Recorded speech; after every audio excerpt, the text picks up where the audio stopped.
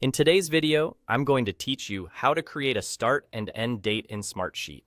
By the end, you'll have two simple date columns that make it easy to track timelines for projects, tasks, or events without any extra setup. Start by opening the sheet where you want to work.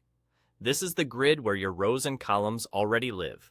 Once you're in the right place, look for the option to add a new column.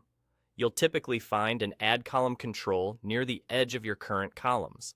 Go ahead and add a new column, and when you're prompted for the column type, choose Date. Selecting Date here is important. It tells Smartsheet to treat everything in that column as a calendar date, which allows you to pick dates from a calendar, sort chronologically, and avoid accidental text entries. After choosing the date type, give this column a clear name so everyone understands its purpose. Type Start Date as the column name.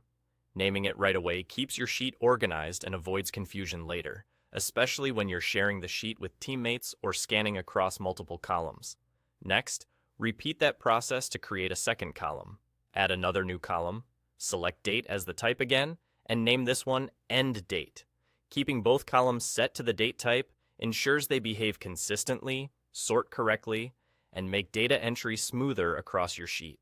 With those two columns in place, you can begin entering dates. Click into any cell under Start Date or End Date, and you should see a calendar picker. You can choose a date from the calendar or type a date directly using your preferred format. If your organization follows a specific date format, try to enter dates consistently to make sorting and filtering easier. If you ever notice that a date isn't behaving like a date, for example, it doesn't sort correctly, double-check that the column is truly set to the date type, not text number. That's all you need to set up start and end dates in your sheet. Creating these two dedicated date columns keeps your timelines clear at a glance and makes your data easier to manage, filter, and review.